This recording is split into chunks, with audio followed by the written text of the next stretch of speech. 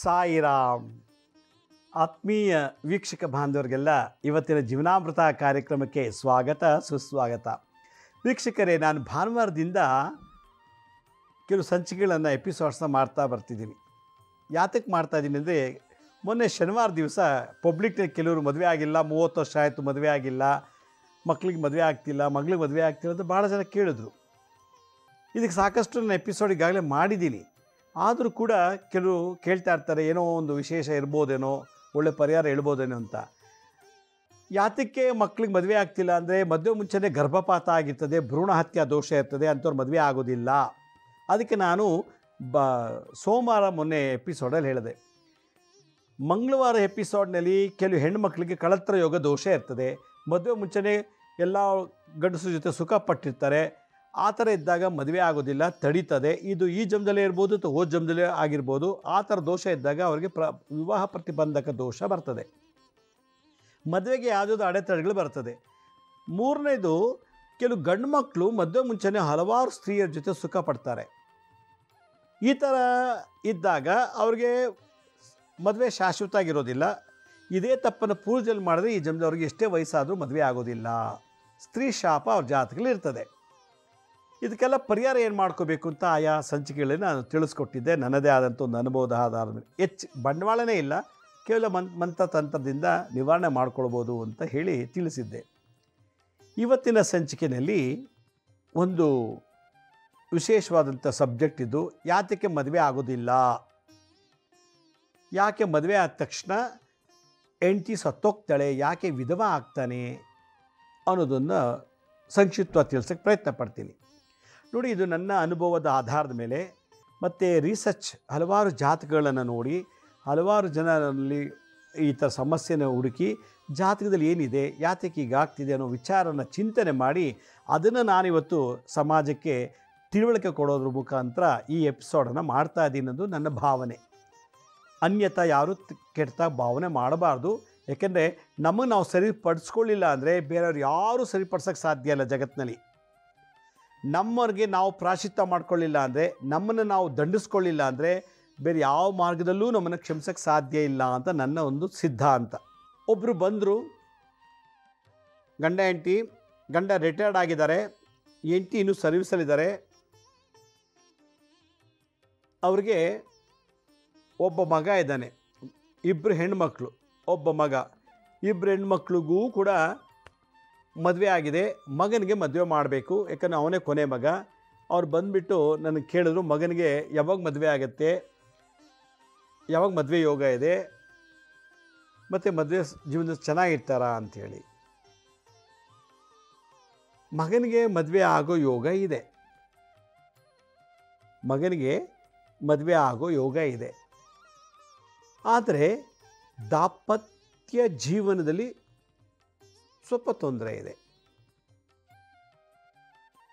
ಕುಜ, ರಾಹು, ಶುಕ್ರ, ಈ 3 ಗ್ರಹದಿಂದ ನಿಮ್ಮ ಮಗನ, ಯಾಕಂದರೆ ರಾಹು ಕೂಡ ಸ್ತ್ರೀ ಗ್ರಹ, ಶುಕ್ರ ಕೂಡ ಸ್ತ್ರೀ ಗ್ರಹ, ಈ 2 ಸ್ತ್ರೀಗಳ ಜೊತೆಗೆ ಕುಜ ಮಂಗಳ ಗ್ರಹದ ದೋಷ ಇದೆ. ಈ ಥರದ ದೋಷ ಇದ್ದಾಗ ಅವನು ಮದುವೆ ಆದರೆ, ಮದುವೆ ಅಂತೂ ಖಂಡಿತ ಆಗೇ ಆಗುತ್ತೆ, ತಪ್ಸೋಕ್ಕೆ ಸಾಧ್ಯನೇ ಇಲ್ಲ, ಮದುವೆ ಆಗಿಬಿಡ್ತದೆ. ಆದರೆ ಹೆಂಡತಿಯಿಂದ ಸುಖ ಇಲ್ಲ ಅನ್ನೋದೊಂದು ತೋರಿಸುತ್ತೆ ಅಂತ ಹೇಳಿದ್ರು. ಹಾಗಂದ್ರೆ ಏನು ಅರ್ಥ ಅಂತ ಕೇಳಿದ್ರು. ನೋಡಿ, ಈ ಜಾತಕದ ಪ್ರಕಾರ ನಾವು ವಿಮರ್ಶೆ ಮಾಡೋದಾದರೆ, ಸ್ತ್ರೀಯಿಂದ ಮಾನಹಾನಿ, ಧನಹಾನಿ ಅಂತ ಹೇಳುತ್ತದೆ. ಇದರಿಂದ ಅವನು ಕೋರ್ಟ್ಗೆ ಹೋಗ್ಬೋದು, ಪೊಲೀಸ್ ಸ್ಟೇಷನ್ಗೆ ಹೋಗ್ಬೋದು, ಜೈಲಿಗೂ ಕೂಡ ಹೋಗ್ಬೋದು. ಜೈಲಿಗೆ ಹೋಗಬೇಕು ಅಂದರೆ ಶನಿ ಕಳಿಸ್ತಾನೆ, ಶನಿ ಜೈಲಿಗೆ ಕಳಿಸೋದು. ಕೋರ್ಟು ಅಂತಂದರೆ ರಾಹು ಶನಿ ಜೊತೆಲಿದ್ದಾಗ ಕೋರ್ಟ್ ಹತ್ತಿಸ್ತಾನೆ, ಮೆಟ್ಲು ಹತ್ತಿಸ್ತಾನೆ. ಶನಿ ಕುಜ ಕೇತು 3 ಇದ್ದಾಗ ಪೊಲೀಸ್ ಸ್ಟೇಷನ್ಗೆ ಅಲಿತಾನೆ. ಜೈಲಿಗೆ ಹೋಗಲ್ಲ, ಕೋರ್ಟ್ಗೆ ಹೋಗಲ್ಲ, ಪೊಲೀಸ್ ಸ್ಟೇಷನ್ಗೆ ಹೋಗ್ತಾನೆ. 3 ಇದೆ. ಇಲ್ಲಿ ಅರ್ಥ ಮಾಡ್ಕೊಳ್ಳಿ, ಈ ಹುಡುಗ ಮದುವೆ ಆದರೆ ಪೊಲೀಸ್ ಸ್ಟೇಷನ್ಗೆ ಹೋಗಬೇಕು, ಅಲ್ಲಿ ವಿಧಿ ಇದೆ, ನಡೆಯುತ್ತೆ. ಎಲ್ಲಿ ಶನಿ ಕೇತು ಪೊಲೀಸ್ ಸ್ಟೇಷನ್ಗೂ ಜ್ಞಾನೋದಯ ಮಾಡಿಸ್ತಾನೆ. ಮತ್ತು ರಾಹು ಶನಿ ಎಲ್ಲ ಸೇರಿಸಿ ಕೋರ್ಟ್ ಮೆಟ್ಲಿಸ್ತಾನೆ. ಕುಜ ರಾಹು ಕೇತು ಶನಿ ಎಲ್ಲ ಸೇರಿಸಿ ಜೈಲಿಗೆ ಕಾರಾಗೃಹಕ್ಕೆ ಹೋಗ್ತಾನೆ. ಕಾರಾಗೃಹದಲ್ಲಿ ಆಗ ಅವ್ನಿಗೆ ಜ್ಞಾನೋದಯವಾಗುತ್ತೆ, ನಾನು ತಪ್ಪು ಮಾಡಿಬಿಟ್ಟೆ, ನನಗೆ ಮದುವೆನೇ ಬೇಡ, ಹೆಂಡ್ತಿ ಬೇಡ ಅಂತೇಳಿ ಸನ್ಯಾಸಿ ಆಗೋಣ, ಋಷಿಕೇಶಕ್ಕೆ ಹೋಗೋಣ, ಹರಿದ್ವಾರ್ಗೆ ಹೋಗೋಣ, ದೇಶಾಂತರ ಹೋಗೋಣ, ಧ್ಯಾನ ಮಾಡೋಣ, ಅಘೋರಿ ಆಗೋಣ, ಸನ್ಯಾಸಿ ಆಗೋಣ, ಜಂಗಮನ ಆಗೋಣ, ಯತಿ ಸಾಧು ಆಚಾರ್ಯರಾಗೋಣ ಅಂತ ಮನಸ್ಸಿಗೆ. ಏಕೆಂದರೆ ಕೇತು ವೈರಾಗ್ಯ ಪುರುಷ. ಕೇತು ಆಧ್ಯಾತ್ಮಿಕ ಕಥೆಯಲ್ಲಿ, ಆಧ್ಯಾತ್ಮಿಕ ಅಂದರೆ ಏನು, ಭಗವಂತ ನೋಡೋ ಒಂದು ಮಾರ್ಗ, ಅದರಲ್ಲಿ ಪ್ರಚೋದನೆ ಮಾಡೋ ಗ್ರಹ 9ರಲ್ಲಿಂದ ಈ ಕೇತು ಗ್ರಹ ಆ ಲೆವೆಲಿಗೆ ತಂದಿಡ್ತದೆ ನಿಮ್ಮ ಮಗನ ಜಾತಕ ಅಂದೆ. ಅಯ್ಯೋ ಇವೆಲ್ಲ ಏನೂ ಇಲ್ಲ ಬಿಡಿ, ನಾವು 3-4 ಜನ ಹತ್ರ ಕೇಳಿದ್ದೀವಿ, ಏನೂ ಇಲ್ಲ, ಚೆನ್ನಾಗಿರ್ತಾರೆ ಅಂತ ಹೇಳೋರು, ನೀವು ಯಾಕೆ ಹಿಂಗಂತೀರಾ ಅಂದರು ಅವರಮ್ಮ. ಆಯಿತು ಹೋಗಿ ಒಳ್ಳೆಯದಾಗಲಿ, ನಿಮ್ಮ ಮಗನೂ ಚೆನ್ನಾಗಿರಲಿ ಅಂತ ನಾವು ಪ್ರಾರ್ಥನೆ ಮಾಡ್ತೀವಿ ಅಂತ ಹೇಳಿದ್ವಿ. ನಾನು ಯಾವತ್ತೂ ಒಳ್ಳೇದು ಹೇಳಲ್ಲ, ನನ್ನ ಸ್ವಭಾವ ಅದು. ನನ್ನ ಹತ್ರ ಬರೋರಿಗೆ ನೀನು ಕಾರ್ ತೊಗೋತೀಯ, ಸೈಟ್ ತೊಗೋತೀಯ, ಮಗಳಾಗ್ತೀಯ, ಕೋಟಿಗಳೇ ಆಗ್ತೀಯ, ರಾಜ ಆಗ್ತೀಯ, ಶಿವ ಹಂಗಾಗ್ತೀಯ ಅಂತ ಹೇಳೋದೇ ಇಲ್ಲ. ಒಳ್ಳೇದಾಗೋದಿದ್ದರೆ ನನ್ನ ಹತ್ರ ಬರೋ ಅವಶ್ಯಕತೆನೇ ಇಲ್ಲ. ಪೂರ್ವ ಜನ್ಮದಲ್ಲಿ ಒಳ್ಳೆ ಪುಣ್ಯ ಮಾಡಿದರೆ ಯಾವ ದೇವಸ್ಥಾನಕ್ಕೆ ಹೋಗೋದು ಬೇಡ, ಯಾವ ಜ್ಯೋತಿಷ್ಯ ಹತ್ರ ಹೋಗೋದು ಬೇಡ, ಯಾವ ವಾಸ್ತು ಹತ್ರನೂ ಹೋಗೋದು ಬೇಡ. ನಿಮ್ಮ ಪುಣ್ಯನೇ ನಿಮಗೆ ಒಳ್ಳೆ ಬಹುಮಾನ ಕೊಡ್ತದೆ, ಆಯಾ ಏಜಿಗೆ ಆಯಾ ಸಂದರ್ಭ ತಕ್ಕಂತೆ. ನನ್ನ ಹತ್ರ ಬರೋ ಅವಶ್ಯಕತೆ ಇಲ್ಲ, ಯಾರ ಹತ್ರ ಹೋಗೋ ಅವಶ್ಯಕತೆ ಇಲ್ಲ. ನನ್ನ ಹತ್ರ ಯಾಕೆ ಬರ್ತಾರೆ ಕೆಲವರು, ಮದುವೆ ಆಗಿಲ್ಲ, ಮಕ್ಕಳಿಲ್ಲ, ಕೆಲಸ ಇಲ್ಲ ಅಂತ. ಯಾವುದು ತಡೀತಿದೆ ನಿಮಗೆ ಮದುವೆ ಆಗಿಲ್ಲ ಅನ್ನೋದಕ್ಕೆ, ಯಾಕೆ ಮಕ್ಕಳಾಗ್ತಿಲ್ಲ ಅನ್ನೋದು ತಡೀತಿದೆ, ಯಾಕೆ ನನಗೆ ಇಷ್ಟು ಕಷ್ಟಪಡ್ತಾ ಇದ್ದೀನಿ ಅನ್ನೋದು ತಿಳ್ಕೋಬೇಕು ಅಂದರೆ ಆ ನೆಗೆಟಿವ್ ನಾನೊಬ್ಬನೇ ಹೇಳಬೇಕು. ನೆಗೆಟಿವ್ ಎಲ್ಲ ಮುಚ್ಚಿಟ್ಬಿಟ್ಟು, ಕೆಟ್ಟದ್ದೆಲ್ಲ ಮುಚ್ಚಿಟ್ಬಿಟ್ಟು, ನಿಮ್ಗೆ ಮದುವೆ ಆಗುತ್ತೆ, ಮಕ್ಕಳಾಗುತ್ತೆ, ಹಾಗತ್ತೆ, ಏನು ಆಡಂಬರ ಮಾಡಿ ಸೈ ಅನ್ನಿಸ್ಕೊಳ್ಳೋದಲ್ಲ, ಸುಳ್ಳು ಹೇಳಬಾರ್ದು. ಎಲ್ಲ ಒಳ್ಳೇದಾಗುತ್ತೆ, ಆದರೆ ನೀವು ಯಾರ ಹತ್ರ ಹೋಗೋದು ಬೇಡ. ಯಾಕೆ ಹೋಗ್ತೀರಿ ನೀವು? ಚೆನ್ನಾಗಿದೆ, ಕಾರ್ ತೊಗೊಂಡ್ರಿ, ಒಳ್ಳೆ ಇದು ಪುಣ್ಯ ಮಾಡಿದ್ದೆ, ಕಾರ್ ಬಂತು, ಸೈಟ್ ತೆಗೆದಿದ್ದಾನೆ, ಕೆಲಸ ಸಿಕ್ತು, ಮದುವೆ ಆಯಿತು, ಮಕ್ಕಳಾಯಿತು, ಎಲ್ಲ ಇದೆ, ಅಮೇರಿಕ ಎಲ್ಲ ಹೋಗಿದ್ದಾನೆ. ಇನ್ಯಾತಿಗೆ ನೀವು ಜ್ಯೋತಿಷ್ಯ ಹತ್ರ ಹೋಗ್ತೀರಿ? ಯಾಕೆ ಎಲ್ಲರ ಹತ್ರ ಹೋಗ್ಬೇಕು ನೀವು? ಹೋಗಬಾರ್ದು. ಇದೆಲ್ಲ ಇದ್ದು ನನಗೇನು ಒಳ್ಳೇದಾಗ್ತಿಲ್ಲ ಅಂದಾಗ ಏನಿದೆ ಅಂತ ತಿಳ್ಕೊಳ್ಳೋಕ್ಕೆ, ಆ ನೆಗೆಟಿವ್ ತಿಳ್ಕೊಳ್ಳೋಕ್ಕೆ ನೀವು ಹೋಗಬೇಕು ವಿನ ಪಾಸಿಟಿವ್ ಬೇಕಾಗಿಲ್ಲ. ನಾನು ಹೇಳಿದೆ, ನಾನು ಇಲ್ಲಿ ಹೇಳೋದು ನೆಗೆಟಿವ್ ಅಮ್ಮ, ನನಗೆ ಪಾಸಿಟಿವ್ ಇಲ್ಲ, ನಿಮ್ಗೆ ಇಷ್ಟ ಬಂದರೆ ಬೇರೆ ಕಡೆ ಹೋಗಿ ನೋಡ್ಕೊಳ್ಳಿ, ನೀವು ಅವರೇ ಮಾತಾಡಿ, ಅವರದ್ದು ಏನು ಬೇಕೋ ಮಾಡ್ಕೊಳ್ಳಿ, ಹೊರಡಿ ಅಂತ ಅಂದ್ಬಿಟ್ಟೆ, ಕಳಿಸ್ಬಿಟ್ಟೆ. ನನಗೆ ಅಗೌರವ ಆಗೋದಿಲ್ಲ, ನನಗೆ ಬೈರಿ, ಏನು ಬೇಕಾದ್ರೆ ಮಾಡಿ, ಶಾಸ್ತ್ರಕ್ಕೆ ಬೈಬಾರ್ದು. ಅವರು ನಾನು ಸರಿ ಇಲ್ಲ ಅಂತ ಹೋದರು. ಹೋದ್ಮೇಲೆ ಜಾತಕ ಪ್ರಕಾರ ಇವ್ರಿಗೆ ತುಂಬ ಕಷ್ಟ ಇದೆ, ಸ್ತ್ರೀಯಿಂದಲೇ ಮಾನಹಾನಿ ಧನಹಾನಿ ಅಂತ ಹೇಳ್ಬಿಟ್ಟು 2 ಪದ ನೆನ್ಪಿಟ್ಕೊಂಡು ಹೋಗಿ ಹಿಂದೆ. ಇವ್ಯಾರು ಹೇಳಿಲ್ಲ ಹಾಗೆ ಹೇಗೆ ಅಂತ 3-4 ಜನ ಜ್ಯೋತಿಷ್ಯ ಹತ್ರ ಹೋಗಿ ಬಂದಮೇಲೆ ನಾನು ಡಿಫ್ರೆಂಟಾಗಿ ಹೇಳಿದ್ಮೇಲೆ ನಾನು ನೆಗೆಟಿವ್ ಬಗ್ಗೆ ಮಾತಾಡಿದಾಗ ಅವ್ರಿಗೂ ಕೋಪ ಬಂತು, ಏನೋ ಒಂದು ರೀತಿ ನಾನು ಸರಿ ಇಲ್ಲ ಅನ್ನಿಸ್ತು. ಆಯ್ತು ಹೋಗಿ ಬನ್ನಿ ಅಳಂತೇಳಿ ಅವ್ರೇನು ಮಾಡಿದ್ದಾರೆ, ಮದುವೆ ಆಯಿತು ಹುಡುಗರಿಗೆ. ನಾನು ಹೇಳಿದ್ದೆ ಮದುವೆ ಗ್ಯಾರಂಟಿ ಆಗುತ್ತೆ ಅಂತ. ಆಯಿತು, ಯಾಕೆಂದ್ರೆ ಅವ್ನಿಗೆ ಮದುವೆ ಆಗೋ ಯೋಗ ಇದೆ. 2024 ಮಾರ್ಚಲ್ಲಿ ಏಪ್ರಿಲ್ ಮದುವೆ ಆಗಿಬಿಟ್ಟಿದೆ. ಎಲ್ಲ ಆಯಿತು. ಎಲ್ಲ ಆದಮೇಲೆ ಮದುವೆ ಆದ 2 ತಿಂಗಳಿಗೇ ಅವನು ಹೆಂಡ್ತಿ ನನಗೆ ಗಂಡ ಬೇಡ, ಮುಟ್ಟಕ್ಕೆ ಬಿಡಲ್ವಂತೆ, ಅವನ ಜೊತೆ ಮಾತಾಡುವಂತೆ, ಮದುವೆ ಯಾಕೆ ನೀನು ಮದುವೆ ಮಾಡಿಕೊಂಡೆ ನೀನು ಅಂತ ಕೇಳಿದಾಗ ನನಗೆ ಇಷ್ಟ ಇಲ್ಲ ಮದುವೆ ಮಾಡಿಕೊಂಡೆ ಅಂತ. ಮತ್ತೇನು, ನಾನು ಇನ್ನೊಬ್ಬನ ಲವ್ ಮಾಡಿದ್ದೆ, ಬಲವಂತ ಮದುವೆ ಮಾಡೋದು ಅಂತ ಹೇಳಂತೆ.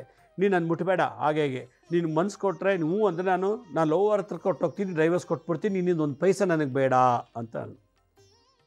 ಸರಿ, ವಿಷಯ ಗೊತ್ತಾಯಿತು. ಒಟ್ಟೋಗಂದರು, ಅವರವರೇ ರಾಜಿ ಮಾಡಿಕೊಂಡು ಅವರವರೇ ಕುಟುಂಬದಲ್ಲಿ ಮಾಡಿ, ಅವಳು ಲವ್ ಮಾಡೋ ಹುಡುಗ ಜೊತೆ ಹೊಟ್ಟೋದ್ಲು. ಇವನು ಮದುವೆ ಮಾಡ್ಕೊಂಡಿದ್ದ, ಇವನು ಒಬ್ಬ ಸಾಫ್ಟ್ವೇರ್ ಇಂಜಿನಿಯರು. ನೆಕ್ಸ್ಟು ಇನ್ನೊಂದು ಹುಡುಕಿ ಮದುವೆ ಮಾಡಿದ್ರು. ಯಾರೋ ಬೇರೆ ಕ್ಯಾಸ್ಟ್ ಹುಡುಗಿ ಮದುವೆ ಮಾಡ್ಕೊಂಡ, ಅವನ ಆಫೀಸಲ್ಲಿ ಯಾರೋ, ಅವ್ರಿಗೂ ಡೈವರ್ಸ್ ಆಗಿತ್ತಂತೆ. ಇಬ್ಬರು ಮ್ಯಾಚ್ ಆಯಿತು, ಕಳ್ಳರು ಒಂದಾದರೂ ಮದುವೆ ಆಗಿಬಿಟ್ರು.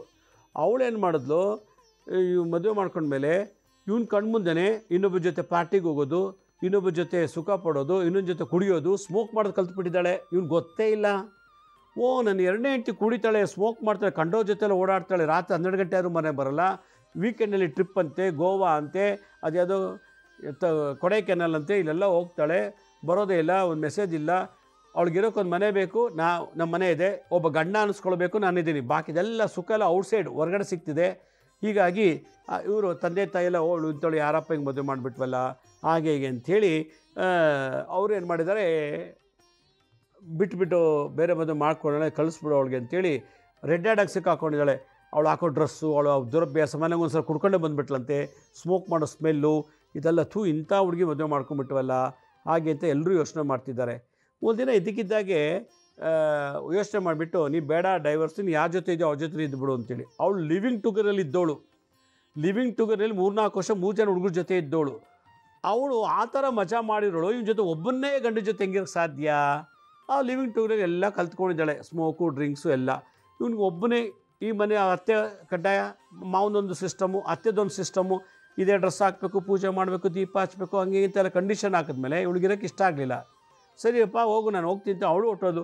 2ನೇ ಹೆಂಡ್ತಿನೂ ಹೋದ್ಲು. ಕೊನೆಗೆ ಒಂದಿನ ಟಿ ವಿ ಆನ್ ಮಾಡಿದ್ದಾರೆ. ಸಿರಿ ಕನ್ನಡ ಚಾನಲ್ಲಿ ನನ್ನ ಕಾರ್ಯಕ್ರಮ ಬರ್ತಾ ಇದೆ. ನೋಡಿದ ತಕ್ಷಣ ಹೋದಷ್ಟು ಇವ್ರ ಹತ್ರಕ್ಕೆ ಹೋಗಿದ್ವಿ. ಅವ್ರು ಹೇಳಿದ್ರು, ಸ್ತ್ರೀಯಿಂದಲೇ ಮಾನಹಾನಿ ಧನಹಾನಿ ಅಂತ ಹೇಳಿದ್ರು, ಸಂಸಾರದ ಸುಖ ಇಲ್ಲ ನಿಮ್ಮ ಮಗನಿಗೆ ಅಂತಂದರು. ಅವತ್ತು ನನಗೆ ಬೈದು ಕಳಿಸ್ಬಿಟ್ರು ಅಂತ ಆಗ ಅರ್ಥ ಆಯಿತು ಟಿ ವಿ ನೋಡುವಾಗ. ಅವ್ರೇನು ಮಾಡಿದ್ರೆ ಮತ್ತೆ ಅಪಾಯಿಂಟ್ಮೆಂಟ್ ತೊಗೊಂಡ್ರು. ಬಂದುಬಿಟ್ಟು ಭಾಳ ಆವಾಗ ಫಸ್ಟ್ ಟೈಮ್ ಬಂದಿದ್ದಕ್ಕೂ ಸೆಕೆಂಡ್ ಟೈಮ್ ಬಂದಿದ್ದಕ್ಕೂ ಭಾಳ ಡಿಫ್ರೆನ್ಸ್. ಏನು ನಮಸ್ಕಾರ, ಏನು ವಿನಯ, ಏನು ಗಾಂಭೀರ್ಯ, ಏನು ಮರ್ಯಾದೆ, ಅಯ್ಯೋ ಅಯ್ಯೋ ಗುರುಗಳೇ ಅಂತೇಳಿ ಹತ್ತು ಕರೆದು ನನ್ನ ಮಗಿಗೆ ಹಿಂಗಾಗೋಯ್ತಲ್ಲ ಅಂತ ಹೇಳಿದ್ರು. ಇಲ್ಲಮ್ಮ ನನ್ನ ಜೊತೆ ನನ್ನ ಬರಬೇಡಿ, ನಾನು ಸರಿಯಾಗಿ ಏನು ನೋಡೋಕ್ಕೆ ಬರೋದು, ಜ್ಯೋತಿಷನೇ ಗೊತ್ತಿಲ್ಲ. ಅದಕ್ಕೆ ಹೋಗಿ ಅವ್ರು ಯಾರಾದರೂ ಕೇಳಿ, ಹೋಗಿ ಪರಿಹಾರ ಕೇಳಿ ಅಂತಂದೆ. ಯಾರು ಮದುವೆ ಮಾಡಿಸ್ರು ಅವ್ರನ್ನೂ ಹೋಗಿ ಕೇಳಿ, ಯಾರು ಲಗ್ನ ಮ್ಯಾಚ್ ಆಯಿತು, ಯಾರು ಮದುವೆ ಅವನ್ನೇ ಹೋಗಿ ಕೇಳಿ, ಹಿಂಗೆ ಆಗೋಗಿದೆಯಲ್ಲ ಅಂತ. ನಾನು ಅವತ್ತು ಹೇಳಿದೆ, ಧನಹಾನಿ ಮಾನಹಾನಿ. ಎಷ್ಟು ದುಡ್ಡು ಖರ್ಚಾಯಿತು ಗೊತ್ತಾ ಅವ್ರಿಗೆ ಡೈವರ್ಸ್ಗೆಲ್ಲ ಮಾಡಿ. ಮಾನಹಾನಿ, 2 ಸಲ ಮದುವೆ ಆದಂಥ ಮರ್ಯಾದೆ ಹೋಯಿತು. ಆಮೇಲೆ ಯಾಕೆ ಹಿಂಗಾಯಿತು ಅಂತಂದಾಗ ನಾನು ಹೇಳಿದೆ, ಓಜಮ್ ವೃತ್ತಾಂತಿಗಿರ್ತದೆ. ಯಾರು ಓಜಮ್ದಲ್ಲಿ ಹೆಣ್ಮಕ್ಳನ್ನ ವೈಶ್ಯವಾಟಿಕೆ ಕರ್ಕೊಂಡು ಹೋಗ್ತಾರೋ, ಕೆಲವರು ಇದ್ದಾರೆ ಈ ಸರ್ಕಾರಿ ಅಧಿಕಾರಿಗಳಿಗೆ ಅಥವಾ ಯಾರಾದರೂ ಕೆಲಸ ಆಗಬೇಕು ಅಂದರೆ ಹೆಣ್ಮಕ್ಳನ್ನ ಕಳಿಸಿ ಕುಡಿಸೋದು, ಸೇದಕ್ಕೆ ಮಾಡಿಬಿಡೋದು, ಹೆಣ್ಮಕ್ಳ ಮುಖಾಂತರ ಕೆಲಸ ಮಾಡಿಸೋದು. ಲಂಚ ಅವ್ರ ಹೆಣ್ಮಕ್ಳ ಮುಖಾಂತರ ಕಳಿಸಿ ಅವ್ರಿಗೇನೇನು ಬೇಕೋ ಕೆಲಸ ಮಾಡ್ಕೊಳ್ಳೋದು. ಈ ಥರ ವೃತ್ತಿ ಯಾರು ಮಾಡಿರ್ತಾರೋ ಅದು ಜನ್ಮಕುಂಡಲಿ 12 ಮನೆಯಲ್ಲಿ ಹೇಳುತ್ತೆ ಈ ಥರ ಆಗಿದೆ ಅಂತ. ಪೂರ್ವ ಜನ್ಮದಲ್ಲಿ ಯಾವ ಪುರುಷ ಹೆಣ್ಮಕ್ಳನ್ನು ತನ್ನ ಸ್ವಾರ್ಥಕ್ಕಾಗಿ ವೈಶ್ಯವಾಟಿಕೆ ಮಾಡೋದು ಅಥವಾ ತನ್ನ ಹೆಂಡತಿಯನ್ನೇ ವೈಶ್ಯವಾಟಿಕೆಗೆ ಕರ್ಕೊಂಡೋಗೋದು ಏನಾದ್ರು ಮಾಡಿ ಸತ್ತೋಗಿದ್ದರೆ ಈ ಜನ್ಮದಲ್ಲಿ ಮತ್ತುಟ್ಟಿ ಈ ಥರ ಕೋರ್ಟು, ಜೈಲು, ಪೊಲೀಸ್ ಸ್ಟೇಷನ್ಗೆ ಹೋಗಿ ಮಾನಹಾನಿ ಧನಹಾನಿ ಆಗುತ್ತೆ. ಆ 2ನೇ ಹೆಂಡ್ತಿ ಕಂಪ್ಲೇಂಟ್ ಕೊಟ್ಬಿಟ್ಟು ಹೊಟ್ಟೋಗ್ಬಿಟ್ಲು. ನೋಡಿ, ರಾಹು ಕೇತು ಕುಜ ಪೊಲೀಸ್ ಸ್ಟೇಷನ್ಗೆ ಅತ್ತೆ ಮಾವ ಗಂಡ 3 ಜನ ಸೇರಿಸಿ ಕಂಪ್ಲೇಂಟ್ ಕೊಟ್ಟಲು. 6 ತಿಂಗಳು ಅಲ್ಲಿದ್ರು ಅವ್ರು ಪೊಲೀಸ್ ಸ್ಟೇಷನ್ಗೆ. ಆಮೇಲೆ ಅದು ಕೋರ್ಟ್ಗೆ ಹೋಯ್ತು ಕೇಸು. ಕೋರ್ಟ್ಗೆ ಹೋದ್ಮೇಲೆ ಅವರು ಡೈವರ್ಸ್ ಕೊಡಬೇಕು ಅಂದರೆ 30 ಲಕ್ಷ ಕೊಡಿ ಅಂತ ಕೇಳಿದ್ಲು ಅವಳು. 30 ಲಕ್ಷ ಕೊಟ್ಟು ಕೇಸ್ ಬಿಡಿಸ್ಕೊಂಬಂದರು. ಅಲ್ಲಿವರೆಗೂ ನಾನ್ ಬೇಲೇಬಲ್ ಕೇಸು. ಜೈಲಲ್ಲಿದ್ದ, 1 ತಿಂಗಳು ಜೈಲಲ್ಲಿದ್ದ ಮಗ. ಕಾರಾಗೃಹವಾಸ. ಕುಜ ಶನಿ ನಡೆದೋಯ್ತಾ, ಕರ್ಮ ನಡೀತು. ಕುಜ ದೋಷ ಇದ್ದರಿಂದ ರಾಹು ಶುಕ್ರ ಇಬ್ಬರು ಸ್ತ್ರೀ ಗ್ರಹ, ಸ್ತ್ರೀಯಿಂದಲೇ ಮಾನಹಾನಿ. ರಾಹು ಶುಕ್ರ ಚಂದ್ರ 3 ಸ್ತ್ರೀ ಗ್ರಹಗಳು. ಶನಿ ನಪುಂಸಕ, ಶನಿ ಶೂದ್ರ ಗ್ರಹ. ಅವನೇನು ಮಾಡ್ದ, ಜೈಲಿಗೆ ಕಳಿಸ್ದ. ಜೈಲಿಗೆ ಅಧಿಪತಿ ಯಾರು? ಶನಿ ಗ್ರಹ. ರಾಹು ಯಾರು? ಡೌಟು ಎಲ್ಲ. ಕೇತು ಏನು ಮಾಡ್ದ, ನಂಗೆ ಮದುವೆನೇ ಬೇಡಪ್ಪ, ಸನ್ಯಾಸಿ ಆಗಿಬಿಡ್ತೀನಿ, ನಾನು ಹಿಂಗೇ ಇರ್ತೀನಿ, ಭಗವಂತನ ಸ್ಮರಣೆ ಮಾಡ್ತಾ ಇಸ್ಕಾನ್ಗೆ ಹೋಗಿ ಸೇರ್ಕೊಂಡ್ಬಿಡ್ತೀನಿ ಗುರುಗಳೇಂದ. ನನ್ನ ಹತ್ರ ಇಸ್ಕಾನ್ಗೆ ಹೋಗ್ಬಿಡ್ತೀನಿ ಇಂದ. ಇಸ್ಕಾನ್ಗೆ ನಿಮ್ಗೆ ಗೇಟೆ ತೆಗೆಯಲ್ಲ ಹೋದರೆ, ಇಸ್ಕಾನ್ಗೆ ಹೋಗೋ ಯೋಗ್ಯತೆಯೂ ಇಲ್ಲ ನನಗೆ. ಯಾಕೆಂದರೆ ಆ ಥರ ಕರ್ಮ ಮಾಡಿದ್ಯಾ, ಅನುಭವಿಸ್ಲಿಕ್ಕೆ ಅದಕ್ಕಾಗಿ ಹುಟ್ಟಿದ್ಯಾ. ಹೋದ ಜನ್ಮದಲ್ಲಿ ಎಲ್ಲ ಹೆಣ್ಮಕ್ಳನ್ನ ವೈಶ್ಯವಾಟಿಕೆ ಮಾಡಿಸೋದು. ಅವ್ನಿಗೆ ಯಾವುದೋ ಒಂದು ದೊಡ್ಡ ಕೆಲಸ ಆಗಬೇಕು ಸರ್ಕಾರದಲ್ಲಿ, ಹುಡುಗಿ ಕರ್ಕೊಂಡೋಗಿ ಆ ಮಂತ್ರಿಗೋ MLAಗೋ ಮಿನಿಸ್ಟ್ರಿಗೋ ಅಧಿಕಾರಿಗಳಿಗೋ ಸಪ್ಲೈ ಮಾಡೋದು. ಸರ್ಕಾರಿ ಅಧಿಕಾರಿಗಳಿಗೆ ಅಥವಾ ಇನ್ಯಾರಿಗೋ ಹೆಣ್ಮಕ್ಳನ್ನ ಸಪ್ಲೈ ಮಾಡ್ತಿರ್ತಾನೆ. ಈ ದೋಷ ಈ ಜನ್ಮದಲ್ಲಿ ನಡೀತಾ ಇದೆ. ಆದ್ದರಿಂದ ಕಾಸು ತಕ್ಕಂತೆ ಕಜಾಯ, ಕರ್ಮ ತಕ್ಕಂತೆ ಸುಖ, ಕರ್ಮ ತಕ್ಕಂತೆ ಭೋಗ, ಕರ್ಮ ತಕ್ಕಂತೆ ಆನಂದ. ಅದರಿಂದ ಯತ್ ಕರ್ಮೇನ ತತ್ ಸುಖಂ. ಸುಖ ಹೆಂಗೆ ಸಿಗುತ್ತೆ? ಕರ್ಮದ ಆಧಾರದ ಮೇಲೆ. ಅದರಿಂದ ಪೂರ್ವ ಜನ್ಮದ ಕರ್ಮ ನಿಮ್ಮ ಮಗ ನಡೀತಾ ಇದೆಯಮ್ಮ. ಇದನ್ನು ಅವತ್ತು ಹೇಳಲಿಕ್ಕೆ ನೀವು ಅವಕಾಶ ಕೊಡಲಿಲ್ಲ. ಇದನ್ನು ಹೇಳಬೇಕು ಅಂತ ನಾನು ರೆಡಿ ಇದ್ದೆ. ನಾನು ಯಾವತ್ತು ಹೇಳೋದೇ ನೆಗೆಟಿವ್ ಹೇಳೋದು, ಒಳ್ಳೇದು ಹೇಳೋದೇ ಇಲ್ಲ. ಒಳ್ಳೇದು ಹೇಳಲಿಕ್ಕೆ ಇಲ್ಲಿ ಬೇಡವೇ ಬೇಡ, ನಮ್ಮ ಹತ್ರ ಬರೋದೇ ಬೇಡ. ತನಗೆ ತಾನೇ ನಡೀತದೆ ಒಳ್ಳೇದು. ಯಾಕೆ ವೇಸ್ಟ್ ಮಾಡ್ತೀರಿ ಟೈಮು ದುಡ್ಡೆಲ್ಲ? ಆರಾಮಾಗಿರಿ. ನಿಮ್ಗೆ ಯಾವುದಕ್ಕೆ ತೊಂದರೆ ಕೊಡ್ತಿದ್ಯೋ ಆ ರೂಟ್ ತಿಳ್ಕೊಬೇಕು, ಅದು ಕಾರಣ ತಿಳ್ಕೊಬೇಕು ಅಂತಂದರೆ ನಮ್ಮ ಜಾತಕದಲ್ಲಿ ಈ ದೋಷ ಇರ್ತದಮ್ಮ. ನೀವು ಹೇಳಿರಿ ನನ್ನ ಮಗ ಹರಿಶ್ಚಂದ ಅಂದ್ರಿ, ಹೌದು, ನಿಮ್ಮ ಮಗ ಈ ಜನ್ಮದಲ್ಲಿ ಒಳ್ಳೆ ಹುಡುಗನೇ, ಅವ್ನು ಕೆಟ್ಟವನಲ್ಲ. ಅವನೊಂದು ಪೂರ್ವ ಜನ್ಮ ಕರ್ಮ ಈಗ ಜಮಾ ಆಗ್ತಾ ಇದೆ. ಮೊದಲ ಹೆಂಡ್ತಿ ಬಂದಲು, ಹೆಣ್ಮಕ್ಳನ್ನ ಪರಪುರುಷನ ಜೊತೆಗೆ ವೈಶ್ಯವಾಟಿಕೆ ಕಳಿಸ್ದ. ಇವನು ಇನ್ನೊಬ್ಳು ಲವ್ ಮಾಡೋವನ್ನ ಮದುವೆ ಮಾಡ್ಕೊಂಡ. ಅವಳು ಮರ್ಯಾದೆ ಹೊಟ್ಟೋಗ್ಬಿಟ್ಲು. ಬಂದಲು, ಅವಳು ಕರ್ಮ ಮುಗಿಸ್ಕೊಂಡ್ಲು, ಜಮಾ ಆಯಿತು. ನೀನು ಬೇಡಪ್ಪ ಅಂತೇಳಿ 1 ಪೈಸನೂ ದುಡ್ಡು ತೊಗೊಳ್ದೆ ಡೈವರ್ಸ್ ತೊಗೊಂಡು ಲವ್ ಮಾಡಿರೋ ಜೊತೆ ಹೋಗಿ ಸೇರ್ಕೊಂಡ್ಬಿಟ್ಲು. 2 ಬಂದಲು, ಹಲವಾರು ಪುರುಷರ ಜೊತೆ. ಇವನು ಏನೇನು ಹಲವಾರು ಪುರುಷರಿಗೆ ಹೆಣ್ಮಕ್ಳು ಸಪ್ಲೈ ಮಾಡಿದ್ನೋ ಅದೆಲ್ಲ ಇವನು ಕಣ್ಣು ಮುಂದೆ ತನ್ನ ಹೆಂಡತಿ ಮುಖಾಂತರ ನೋಡಿಬಿಟ್ಟ. ಇದೇ ಕರ್ಮ, ಇದೇ ಕರ್ಮದ ಒಳಗೊಟ್ಟು, ಇದೇ ಕರ್ಮ ರಿಗ್ರೆಷನ್ ಥಿಯರಿ. ಬಹಳ ಸೀಕ್ರೆಟ್. ಭಾಳ ಗುಪ್ತ ರಹಸ್ಯ, ಭಾಳ ಶಾರ್ಪು. ಅದರಿಂದ ನಾವು ಕಣ್ಣು ಮುಚ್ಚಿ ಕಣ್ಣು ತೆಗೆಯೋದು ಕೂಡ ಒಂದು ಕರ್ಮದ ಆಧಾರದ ಮೇಲೆ, ಉಸು ತೊಗೊಂಡು ಉಸು ಬಿಡೋದು ಕೂಡ ಒಂದು ಕರ್ಮದ ಆಧಾರದ ಮೇಲೆ. ಕರ್ಮ ಎಷ್ಟು ಉಸು ತೊಗೋಬೇಕು, ಎಷ್ಟರ ಕಣ್ಣು ಮುಚ್ಚಬೇಕು, ರೆಪ್ಪೆ ತೆಗಿಬೇಕು, ಎಷ್ಟು ಮಾಡಬೇಕು ಅಂತ ಎಲ್ಲ ಬರೆದಿರ್ತಾನೆ. ಅದು ಮೀರಿ ಮಾಡಿದ್ರೆ ಎಲ್ಲ ಹೊಟ್ಟೋಗುತ್ತೆ. ಆದ್ದರಿಂದ ತಂದೆ ತಾಯಿಗಳ ಕಿವಿ ಮಾತಿಷ್ಟು, ಮಕ್ಕಳಿಗೆ ಓದಿಸೋದ್ರೂ ಪರವಾಗಿಲ್ಲ, ನೀವು ಇಂಜಿನಿಯರ್ ಡಾಕ್ಟ್ರು ಮಾಡಿದವರು ಪರವಾಗಿಲ್ಲ, ಸತ್ತೋಗಲ್ಲ. ಅವ್ರಿಗೆ ವಿದ್ಯೆ ಇಲ್ಲ ಅಂದರೂ ಪರವಾಗಿಲ್ಲ, ಜೀವನದಲ್ಲಿ ಸತ್ತೋಗಲ್ಲ. ಒಳ್ಳೆ ಸಂಸ್ಕಾರ ಕೊಡಿ. ಒಳ್ಳೆ ಸಂಸ್ಕಾರ ಕೊಡಬೇಕು ಅಂದರೆ ನೀವು ಪರಿಶುದ್ಧರಾಗಿರಬೇಕು. ನೀವು ಸರಿ ಇಲ್ಲ, ನಿಮ್ಗೆ ಅಂಥ ಮಕ್ಕಳೇ ಉಡೋದೇ ವಿನಃ ಒಳ್ಳೆ ಮಕ್ಕಳು ಜನನ ಆಗೋದಿಲ್ಲ. ಆದ್ದರಿಂದ ಯಾರು ತಂದೆ ತಾಯಿ ಆಗಬೇಕು ಅನ್ನಿಸ್ತದೋ, ಯಾರು ಮದುವೆ ಮಾಡ್ಕೋಬೇಕು ಅನ್ನಿಸ್ತದೋ, ನಾವು ಒಳ್ಳೆ ಮಕ್ಕಳು ಜನ್ಮ ಕೊಡಬೇಕು ಅಂತಾರೋ, ನಮ್ಮ ತಪ್ಪುಗಳು ನಾವು ಪ್ರಾಯಶ್ಚಿತ್ತ ಮೊದಲು ಮಾಡ್ಕೋಬೇಕು. ಅದಕ್ಕೆ ಮದುವೆ ಯಾಕೆ ಆಗ್ತಿಲ್ಲ ಅಂದರೆ ಇವೆಲ್ಲ ಹೋರಾಟಗಳು ನಡೆದಿದೆ ಜೀವನದಲ್ಲಿ, ಅದರಿಂದ ಪ್ರತಿಫಲ ಸಿಗೋದಿಲ್ಲ. ಎಲ್ಲ ಭ್ರಮೆ ನಿಂತಿದೆ. ಜ್ಞಾನತೋ ಅಜ್ಞಾನತಶ್ಚ ಅಂದರೆ ನಾವು ಗೊತ್ತೋ ಗೊತ್ತಿಲ್ಲದ ಓದ್ ಜನ್ಮದಲ್ಲಿ ಕ್ಷಣ ಸುಖಕ್ಕೋಸ್ಕರ ಹೆಣ್ಮಕ್ಳನ್ನು ಕ್ರಯ ವಿಕ್ರಯ ಮಾಡಿದರೆ, ಸ್ವಾರ್ಥಕ್ಕಾಗಿ ಹೆಣ್ಮಕ್ಳನ್ನು ಬೇರೆಯವ್ರಿಗೆ ದೇಹ ಸುಖ ಕೊಟ್ಟು ನಮ್ಮ ಕೆಲಸ ನಾವು ಮಾಡ್ಕೊಂಡಿದ್ರೆ ಇದಕ್ಕೆ ಭ್ರಮೆ ಅಂತ ಕರೀತಾರೆ. ಅದು ಹುಚ್ಚುತನ. ತಾನು ಕೇಳಿ ಮಾಡೋಕ್ಕಾಗಿದ್ರು ಹುಡುಗಿರ ಮುಖೇನ ಮಾಡಿಸೋದು, ಇದು ನಡೀತಾ ಇದೆ ಜಗತ್ತಿನಲ್ಲಿ ಇವತ್ತು. ಭಾಳಷ್ಟು ಕಡೆ ಎಲ್ಲ ರಾಜಕೀಯ ಕ್ಷೇತ್ರದಲ್ಲಿ, ಶಿಕ್ಷಣ ಕ್ಷೇತ್ರದಲ್ಲಿ, ಎಲ್ಲ ಕ್ಷೇತ್ರದಲ್ಲೂ ಕೆಲವ್ರನ್ನ ಈ ಹೆಣ್ಮಕ್ಳನ್ನ ಮುಖಾಂತರ ಕೆಲವು ಕೆಲಸಗಳು ಮಾಡಿಸ್ಕೊಳ್ತಾರೆ. ಅದು ಮಹಾ ದುರಂತ, ಮಹಾ ತಪ್ಪು. ಅದು ಕರ್ಮ ಭಾಳಷ್ಟು ನಡೀತದೆ. ಇವತ್ತಿಲ್ಲದೆ ಇರ್ಬೋದು, ನೆಕ್ಸ್ಟ್ ಅದು ನಡೆದೋಗುತ್ತೆ. ಅದಕ್ಕಾಗಿ ಉಡಬೇಕಾಗತ್ತೆ.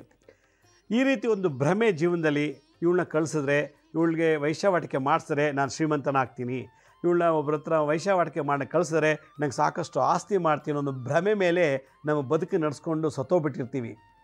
ಅದಕ್ಕೆ ಪ್ರಾಯಶ್ಚಿತ್ತ ಏನಂತಂದರೆ, ಈ ಭ್ರಮರ ದುರ್ಗಾ ಅಂತ ಒಂದು ದುರ್ಗಿ ಇದ್ದಾಳೆ. ಎಷ್ಟೋ ಜನ ಕೇಳೇ ಇಲ್ಲ ಇದ್ದೀವಿ ಈಗ ಹೆಸರು.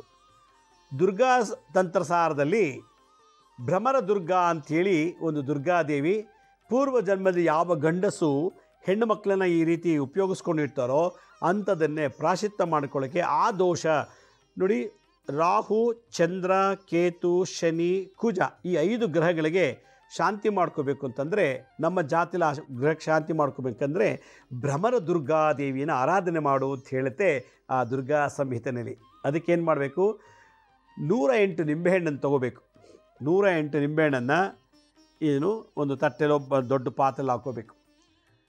108 ನಿಂಬೆಹಣ್ಣು ಜೊತೆಗೆ ಒಂದು 108 ಕಾಯಿನ್ಸ್, ಯಾವುದು ₹1, ₹2, ₹5 ನಿಮಗೆ ಯಥಾಶಕ್ತಿ ಏನಿದೆ ಅದನ್ನು ಹಿರಣ್ಯ, ಜಂಬೂರ ಫಲ, ಹಿರಣ್ಯ. ಮತ್ತು ವಸ್ತ್ರದಾನ ಅಂದ್ರೇನು, ಒಂದು ಸೀರೆ ಇರ್ಬೋದು, ಒಂದು ಬ್ಲೌಸ್ ಪೀಸ್ ಇರ್ಬೋದು, ಏನೋ ಒಂದು 108 ಬ್ಲೌಸ್ ಪೀಸನ್ನ ಹುಣ್ಣಿಮೆ ದಿವಸ, ಹುಣ್ಣಿಮೆ ಸ್ತ್ರೀ, ಅಮಾವಾಸ್ಯೆ ಪುರುಷ, ಹುಣ್ಣಿಮೆ ದಿನ ಅದನ್ನು ತೊಗೊಂಡು, ನಿಮ್ಗೆ 108 ಆಗಲಿಲ್ವಾ, ಯಥಾಶಕ್ತಿ ಎಷ್ಟು ಬರುತ್ತೋ ಅಷ್ಟು ಮಾಡಿ. ಇಲ್ಲಿ ಅಷ್ಟೋತ್ತರ ಅಂದರೆ 108 ಅಂತ ಕೈಲಿಟ್ಕೊಂಡು ಪೂರ್ವ ಅಥವಾ ಉತ್ತರಕ್ಕೆ ಮುಖ ಮಾಡಿಕೊಂಡು ಆ ಕಾಯಿನ್ಸು, ನಿಂಬೆಹಣ್ಣು, ವಸ್ತ್ರ ಏನಾದ್ರು ಕೊಡಿ ಪರವಾಗಿಲ್ಲ. ಹೊಟ್ಟೆಪಾಡಿಗೆ, ಹಣಕ್ಕೋಸ್ಕರ, ಒಂದು ತುಂಡು ಬಟ್ಟೆಗೋಸ್ಕರ ನಾವು ಇದೆಲ್ಲ ಮಾಡಿಬಿಟ್ಟಿದ್ವಿ ಓದ್ ಜನ್ಮದಲ್ಲಿ. ಅದಕ್ಕೆ ಈಗ ಕೋರ್ಟು, ಜೈಲು, ಪೊಲೀಸ್ ಸ್ಟೇಷನ್ಗೆ ಹೋಗ್ತಿರೋದು ನಾವು. ಅದನ್ನು ಮುಕ್ತರಾಗಬೇಕು, ಅದಕ್ಕೆ ಫುಲ್ ಸ್ಟಾಪ್ ಕೊಡಬೇಕು, ಅದಕ್ಕೆ ವಿರಾಮ ಕೊಡಬೇಕು ಅನ್ನೋದಾದರೆ ಆ ಕೈಲಿ ತೊಗೊಂಡು ಓಂ ಭ್ರೀಂ ಧುಂ ದುರ್ಗೆ. ಭ್ರೀಂ ಅಂದರೆ ಈ ಥರ ಎಲ್ಲ ಕೆಟ್ಟ ಶಕ್ತಿಗಳನ್ನು, ಕೆಟ್ಟ ಚಟಗಳನ್ನು ನಾವು ಭಾಗಿಯಾಗಿದ್ದರೆ, ಮಾಡಿಸಿದ್ರೆ. ದುಮ್ ಅಂದರೆ ದುರಿತನಾಶಿನಿ ಅಂದರೆ ಆ ದೋಷ ತೆಗಿ ದುರ್ಗಾದೇವಿ. ಭ್ರಮ ಅಂದರೆ ರಾತ್ರಿ ನಾನು ಶ್ರೀಮಂತ ಆಗಿಬಿಡ್ತೀನಿ, ರಾತ್ರಿ ಕರೋಡ್ಪತಿ ಆಗಿಬಿಡ್ತೀನಿ, ನಾನು ಎಲ್ಲ ಕೆಲಸ ಮಾಡ್ಕೊಂಬಿಡ್ತೀನಿ ಅನ್ನೋ ಭ್ರಮೆ, ಮಾಯಲ್ಲಿ ಇರ್ತೀವಿ. ಅದು ಆ ಥರ ಮಾಡಿಬಿಟ್ಟಿರ್ತೀವಿ.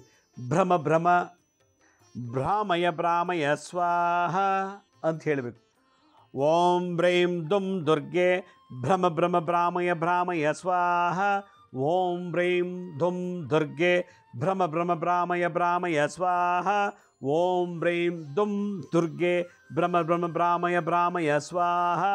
ಓಂ ಬ್ರೀಂ ದುಂ ದುರ್ಗೆ ಭ್ರಮ ಭ್ರಾಮಯ ಸ್ವಾಹ ಅಂತ ಹೇಳಿ ಇದನ್ನು 5 ಹುಣ್ಣಿಮೆ ಇಲ್ಲ 9 ಹುಣ್ಣಿಮೆ, ಅದರಲ್ಲೂ ನವರಾತ್ರಿ ದಿವಸ ಕಂಟಿನ್ಯೂಸ್ 9 ರಾತ್ರಿ ಇದನ್ನು ಮಾಡಿ, ಇದನ್ನು ತೊಗೊಂಡೋಗಿ ಮದುವೆ ಆಗಲಿಲ್ಲ ಅನ್ನೋ ಹೆಣ್ಣು ಮಕ್ಕಳಿಗೆ, ಮದುವೆ ಆಗಿರೋ ಸ್ತ್ರೀಯರಿಗೆ ಇದನ್ನು ಒಂದೆಷ್ಟು ನಿಂಬೆಹಣ್ಣು, ಕಾಯಿನ್ಸು, ವಸ್ತ್ರ ಕೊಡಬೇಕು.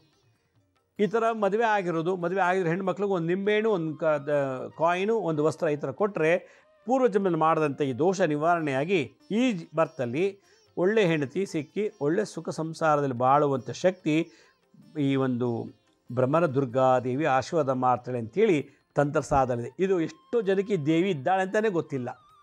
ಭ್ರಮರ ದುರ್ಗಾ, ಬ್ರಾಹ್ಮಿ ದುರ್ಗಾ, ಶಾಂತಾದುರ್ಗ, ಶೂಲಿನಿ ದುರ್ಗ, ಮತ್ತು ವನದುರ್ಗ, ದೀಪದುರ್ಗ, ಹಸುರು ದುರ್ಗ, ಜಾತವೇದ ದುರ್ಗ, ಶಬರಿ ದುರ್ಗ, ಲವಣದುರ್ಗ, ಜ್ವಲದುರ್ಗ, ವಿಜಯದುರ್ಗ, ಬ್ರಾಹ್ಮಿ ದುರ್ಗ ಅಂತ ಹೇಳಿ ಹೀಗೆ ಎಲ್ಲ ದುರ್ಗಿಯರು, ಅದರಲ್ಲೂ ಒಂದು ಭ್ರಮರ ದುರ್ಗ.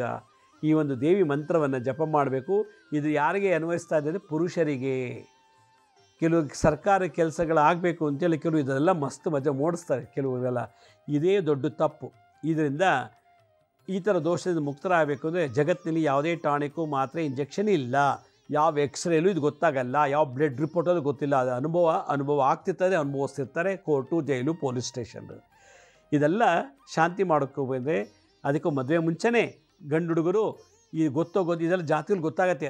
ನಿಮ್ಮ ರಾಶಿಗಳು 12 ಮನೇಲಿ ಇವೆಲ್ಲ ಗೊತ್ತಾಗುತ್ತೆ. ಪೂರ್ವಜನ್ಮ ವೃತ್ತ ಅಂತ ಲಗ್ನ ಈ ಜನ್ಮದಲ್ಲಿ ಹೇಳುತ್ತೆ. ಲಗ್ನ ಯಾವ ಭಾವ ಲಗ್ನದಲ್ಲಿ ಇದೆಯೋ ಅದು ಈ ಜನ್ಮದು.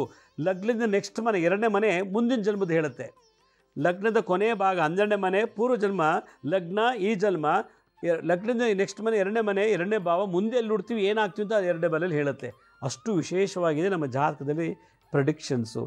ಆದ್ದರಿಂದ ಎಷ್ಟೋ ಜನ ಇವತ್ತು ಕೋರ್ಟು, ಜೈಲು, ಪೊಲೀಸ್ ಸ್ಟೇಷನ್ ಗೆಲ್ತಿದ್ದಾರೆ ಈ ದೋಷದಿಂದ. ಹೀಗೆ ಭ್ರಮರ ದುರ್ಗಿನ ಮಾಡಿ ಎಲ್ಲಿಗೂ ಸುಖ ಶಾಂತಿ ಸಿಗಲಿ ಅಂತ ಹೇಳ್ತಾ, ನಮ್ಮ ಹಳೆ ಸಂಚಿಕೆನ ಯಾರು ನೋಡೋಕ್ಕಾಗಿಲ್ವೋ ನಮ್ಮ ಶಿರಡಿ ಸಾಯಿ ಭಿಕ್ಷಾ ಕೇಂದ್ರ ಮತ್ತು ಹೆಲ್ತ್ ಸೈನ್ಸ್ ಅಂತ 2 ಯೂಟ್ಯೂಬ್ ಚಾನಲ್ ಇದೆ. ಇದ್ರ ಜೊತೆಗೆ SSBK ಜ್ಞಾನೋದಯ ಅಂತ ಒಂದು ಮ್ಯೂಸಿಕ್ ಚಾನಲ್ ಇದೆ. 3ಕ್ಕೆ ಸಬ್ಸ್ಕ್ರೈಬ್ ಮಾಡ್ಕೊಳ್ಳಿ. ಪಕ್ಕದ ಬೆಲ್ ಬಟನ್ ಪ್ರೆಸ್ ಮಾಡಿ, ನೋಡೋದ್ಮೇಲೆ ಲೈಕಿನ ಬಟನ್ ಪ್ರೆಸ್ ಮಾಡಿ. ಆಮೇಲೆ ಆ ಲಿಂಕನ್ನು ನಿಮ್ಮ ಬಂಧು ಮಿತ್ರರಿಗೆ ವಾಟ್ಸಪ್ ಮುಖಾಂತರ, ಇಮೇಲ್ ಮುಖಾಂತರ ಶೇರ್ ಮಾಡಿ. ಗುರುಜಿ ಲಕ್ಷ್ಮೀ ಶ್ರೀನಿವಾಸ್ ಅಂತೇಳಿ ಫೇಸ್ಬುಕ್ಕು, ಇನ್ಸ್ಟಾಗ್ರಾಮು, ಟ್ವಿಟ್ಟರು, ಲಿಂಕ್ಡ್ಇನ್ ಕೂಡ ಅಪ್ಲೋಡ್ ಮಾಡ್ತಿರ್ತೀವಿ time to time.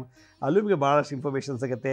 Appointments ಬೇಕಿದ್ದರು www.lakshmisrinivas.in ಅಂತ ನೀವೇ ಲಾಗಿನ್ ಆಗಿ ಯಾವ ಡೇಟ್ ಯಾವ ಟೈಮಿಗೆ ನೀವು ಬುಕ್ ಮಾಡ್ಕೋಬೋದು ಅಂತ ಹೇಳ್ತಾ ಇವತ್ತಿನ ಸಂಚಿಕೆಯನ್ನು ಮುಗಿಸ್ತೀನಿ. ಇದೇ ರೀತಿ ನಾಳಿನ ಸಂಚಿಕೆ ಭಾಳ ವಿಶೇಷವಾದ ಇನ್ನೂ ಮತ್ತೊಂದು ಮಾಹಿತಿ ತಮ್ಮನ್ನು ಭೇಟಿ ಮಾಡ್ತೀನಿ. ಅಲ್ಲಿವರೆಗೂ ನನ್ನ ನಮಸ್ಕಾರ. ಸಾಯಿರಾಮ್.